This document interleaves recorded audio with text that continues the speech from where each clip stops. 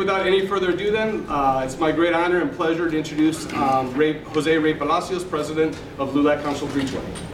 Okay. Welcome everyone for attending this press conference and expressing your interest in this important issue that impacts many of the people who have become so much a part of our fabric of American society. We especially would like to thank the participants of this coalition, CUSH members, as well as Forward Kenosha, LULAC Council 320 and 339, thank you, and the Racine Interfaith Coalition and Voces de la Frontera. We hope to provide you with information that will explain the importance of providing DACA recipients with a secure future that will allow them to continue and contribute to the American way of life that they are so much a part of. So, I'm honored to introduce one of our DACA recipients, Elsa Merlin, who will speak on her American story. Thank you.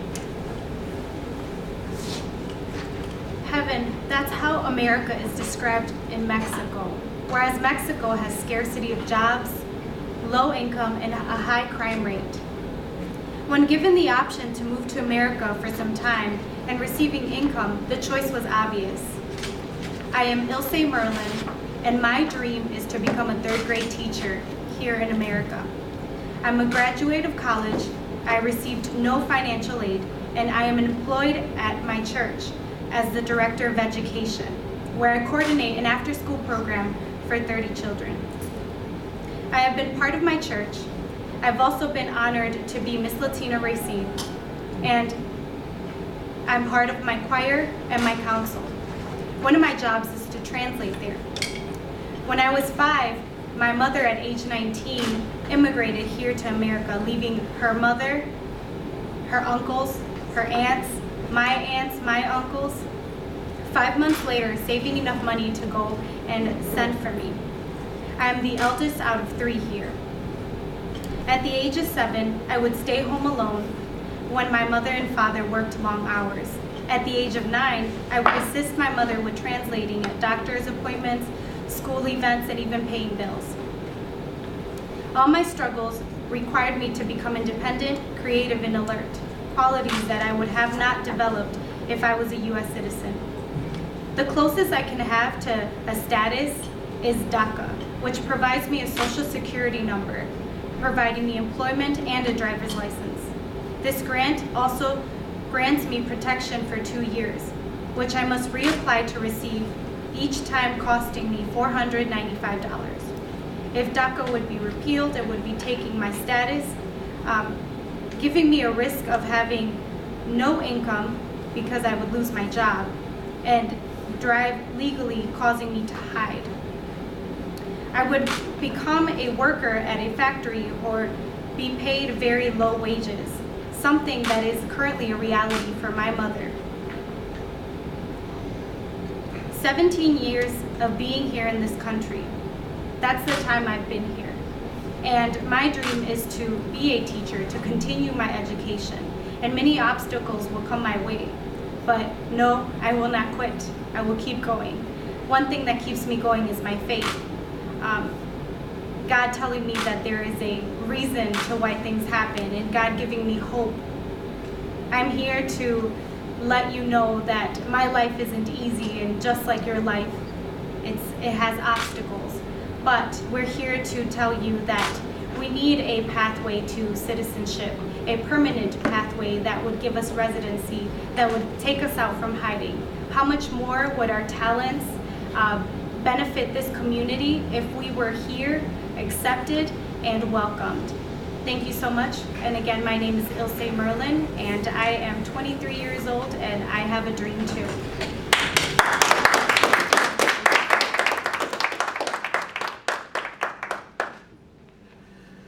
Thank you, Ilse. I am Jose Palacios. I am president of LULAC Council 320, which covers the Racine and Kenosha area. I'm going to speak on the coalition platform. It is for Elsa Merlin and all of our nation's DACA recipients that we stand before you on the eve of a legislative initiative to provide protection for DACA recipients. That today we call for the swift passage of legislation that, 1, provides a pathway, as Elsa said, to citizenship for individuals brought to the United States as children, for no fault of their own, and who have grown up to become upstanding members in our community, in our house of worship, and contribute to our economy. 2, does not create a second-class citizen by limiting the rights of program beneficiaries. 3, that bestows immediate citizenship on those serving or who have served honorably in the U.S. military. 4, does not include funding for a border wall that both Republicans and Democrats agree would be ineffective and fiscally wasteful. 5, does not fund enforcement measures that would include the targeting of undocumented individuals who pose no threat to our nation, but seek only to provide for themselves and their family through hard work. 6, defends human dignity and upholds our nation's most revered principle that we are all created equal. And now I'd like to introduce Laurie Hawkins, who will be speaking on behalf of Forward Kenosha. Anikan. Thank you. Good afternoon. DACA has brought forth economic opportunities that benefit our nation. As the approximately 800,000 DACA recipients have come forward, they repeatedly meet the requirements to which they are held, pass background checks, and are now living, driving, and working in the United States. Not only have many of them been able to fulfill their dreams of attending and completing college, but also many serve in the United States Armed Forces. In fact, in a 2016 study, the Immigrant Legal Resource Center, the ILRC, found that 91.4% of adult DACA recipients are working and providing for their families. In addition, they are paying taxes. They are also entrepreneurs. In a study published by the Center for American Progress in August of this year, it was found that DACA recipients started businesses at more than twice the rate of the general population. These businesses create jobs. The previously stated ILRC study also found that if DACA recipients are forced back into the shadows, it would cost the United States an estimated $433.4 billion in lost GDP over the next decade. It would also burden employers with $3.4 billion in unnecessary turnover and training costs, and would reduce contributions into Medicare and Social Security by over $31.8 billion over the next 10 years. These benefits that DACA recipients bring to the United States economy are real and far-reaching. This country is the only home that many of them know, and DACA recipients are making our nation's foundation more solid by helping to strengthen our nation's economic future. Thank you.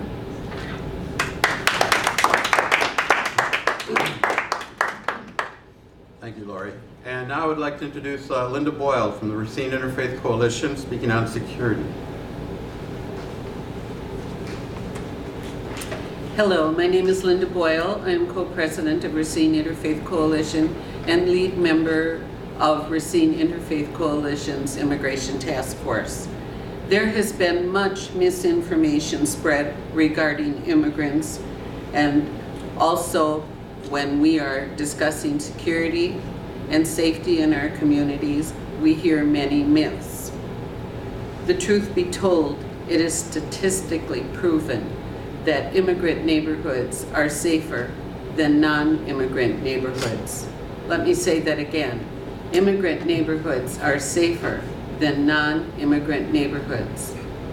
We have found data from the crime statistics of the FBI and also from a public institute in California that states that incarceration rates of foreign-born individuals is half that of the incarceration rates of US-born individuals. So study after study have proven this to be true. For this reason, we believe that any legislation that includes enforcement should target only those that are convicted, violent criminals, and drug offenders. We hear much rhetoric about bad hombres, But as I stand here, we see many individuals being deported. After living in a neighborhood in Racine for over 40 years of immigrants and feeling very safe, I saw my own neighbor deported. After living in his home for 20 years, paying taxes on that property, going to work every day, putting back into consumer spending, and now he has 2 grown children that have very good jobs and are giving back to our community. Also in Racine, we have approximately 26% of our population as immigrants, and our crime rate is dropping as I speak. So, as we look at legislation, let us strive for a healthy community that is just. Thank you.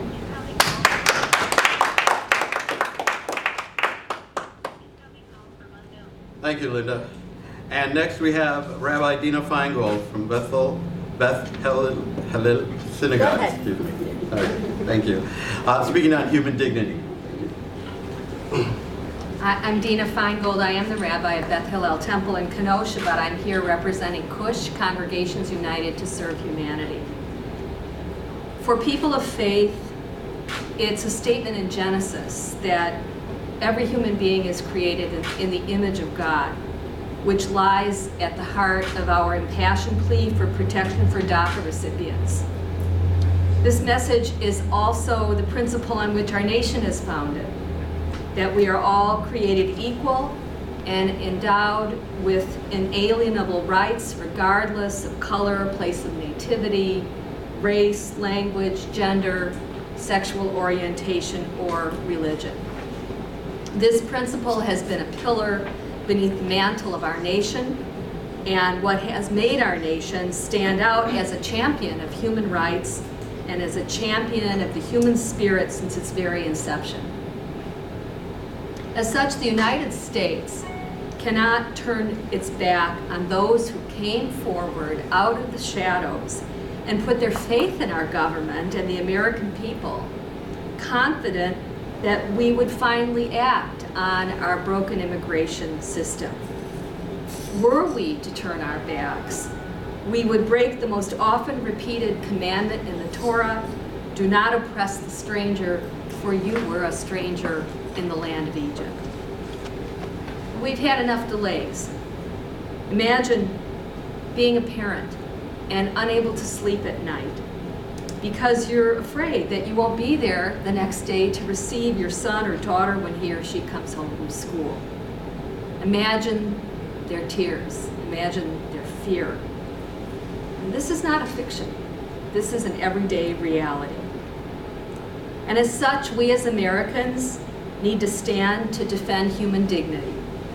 We need to call on our elected officials to once and for all provide a legislative pathway to citizenship for those who have known no other country, who swear allegiance to our country, and many of whom in fact have served or are currently serving in the United States military. As we look to the many challenges that our world faces, the United States has always stood for what is fair and just, and as such, we should provide safe haven to these DACA recipients who are Americans in every respect but for a piece of paper.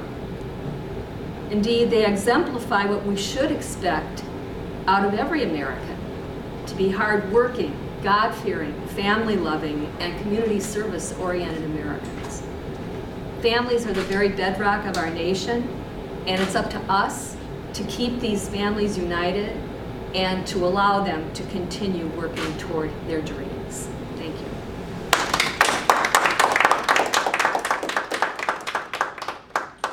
Thank you very much, Rabbi Feingold. I'd like to introduce Christina Neumann-Ortiz from Voces de la Frontera, who will be speaking on public opinion and taking action. Thank you.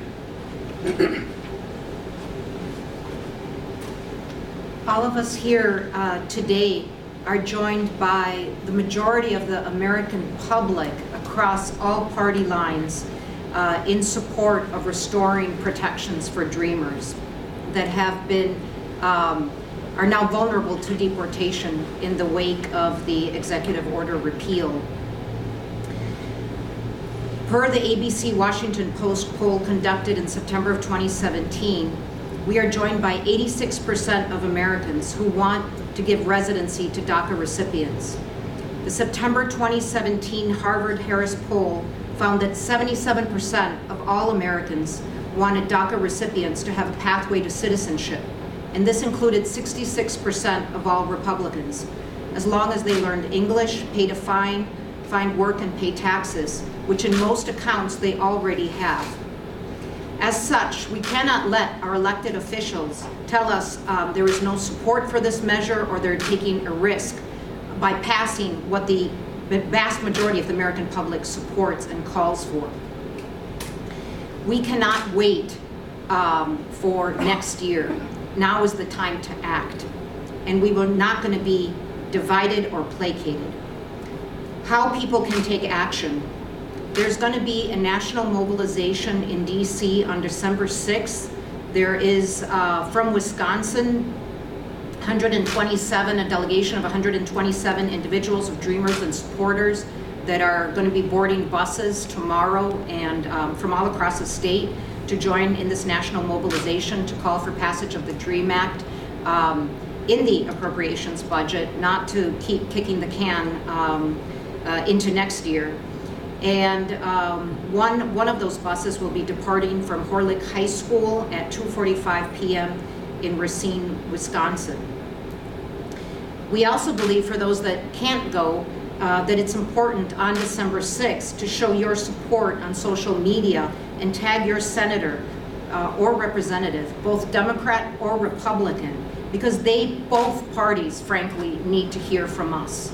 And the Speaker of the House, as a national figure in a national position to provide leadership, in particular must hear from us. But both Democrats and Republicans must hear from the American people. And if we don't raise our voice and act, these young people are in danger of being deported along with their parents. And now is the time to act. The moment is urgent. We also encourage people to call or visit your senator or representative, and to visit our website and fill out an online petition with a fact sheet so that this conversation can continue, because we know our fight is going to continue till we restore protections for Dreamers. Thank you.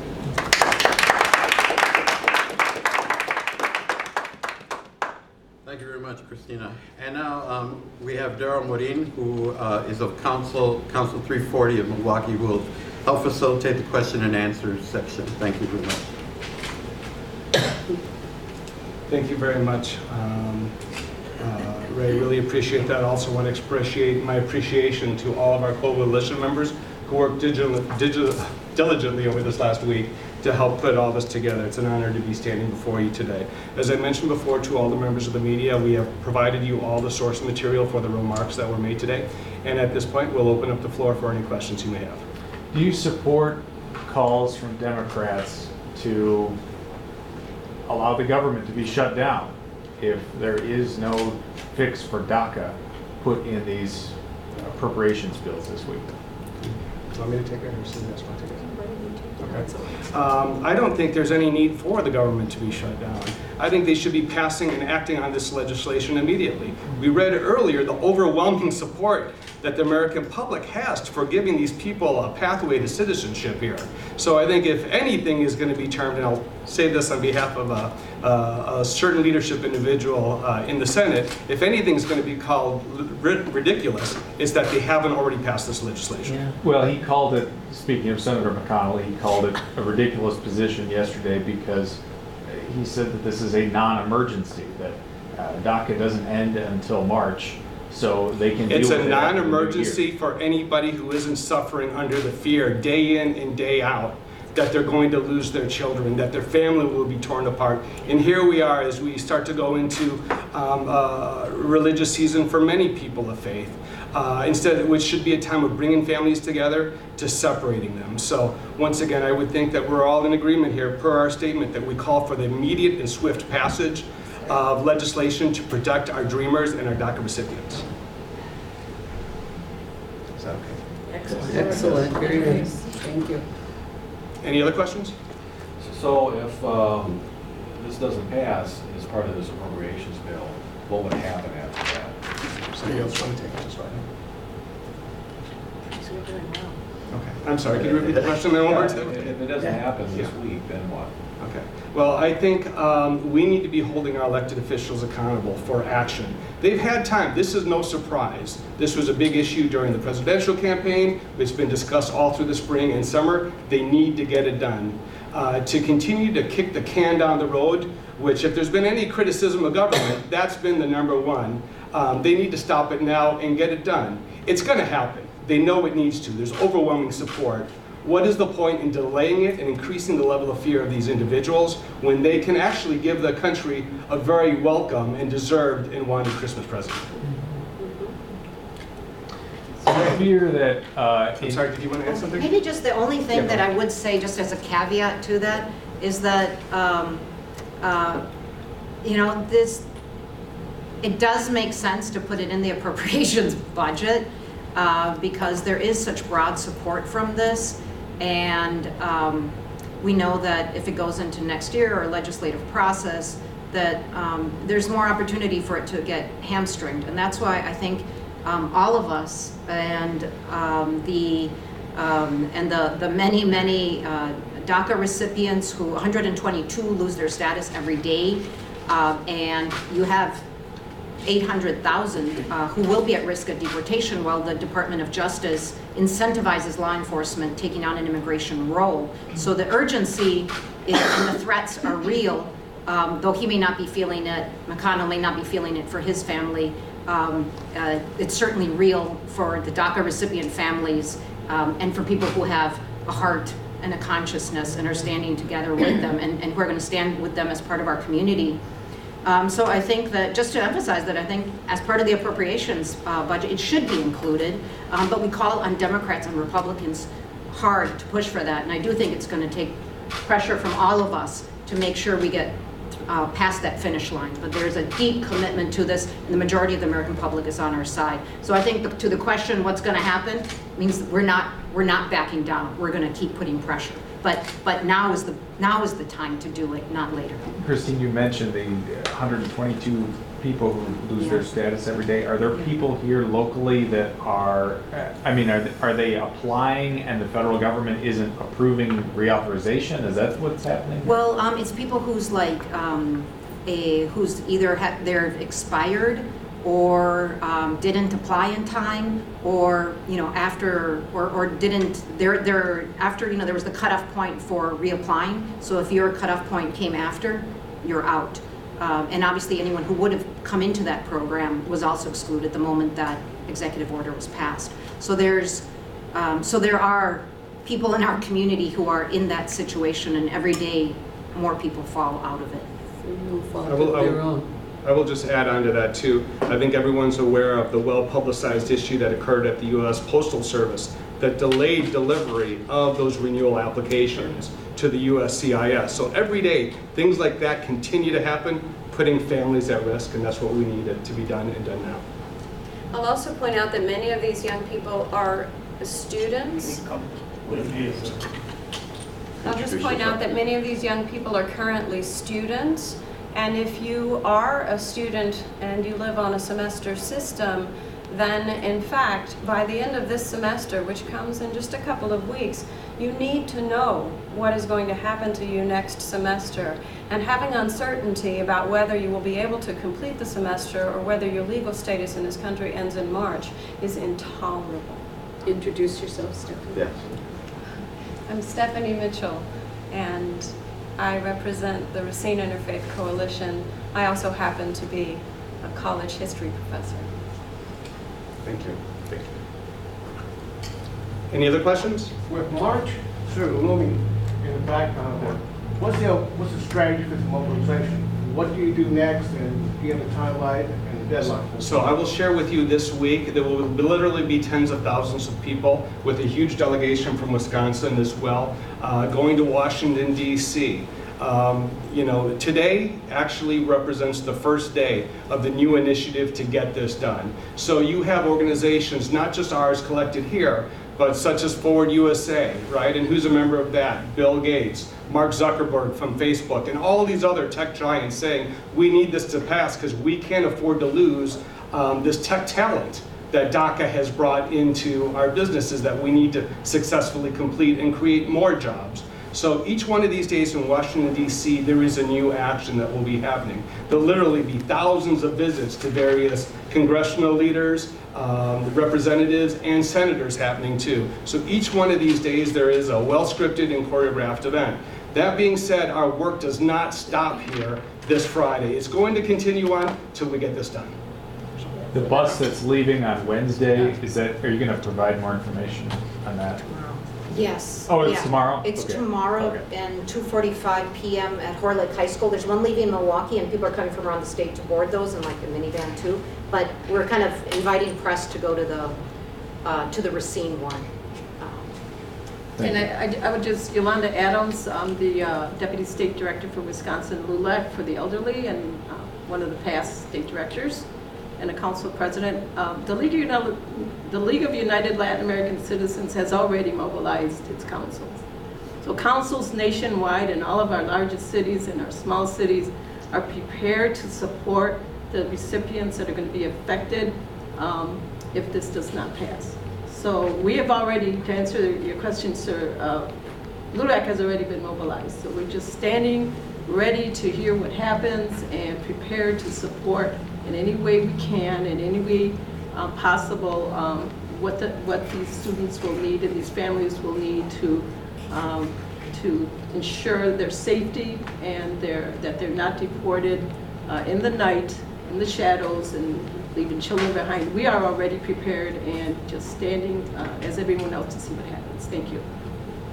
I will just add on to that at the very end. I know LULAC, as well as most of the organizations here, are sending a delegation of actual DACA recipients to actually speak at the Capitol throughout the week as well. So this is something that is a rather large effort and will continue to only grow until we get to the end. So, any other questions? Going once, going twice? Can I just add? Okay, and some of our speakers will be available afterwards if you want to conduct additional interviews. Thank you all for coming, and great Palacios. Thanks. I just wanted to add to that last comment that Yolanda made, that yes, the councils, LULAC councils have already been mobilized, and that this is why we have this coalition, this partnership with local faith-based organizations as well as other local community organizations, and have taken action and have already started organizing.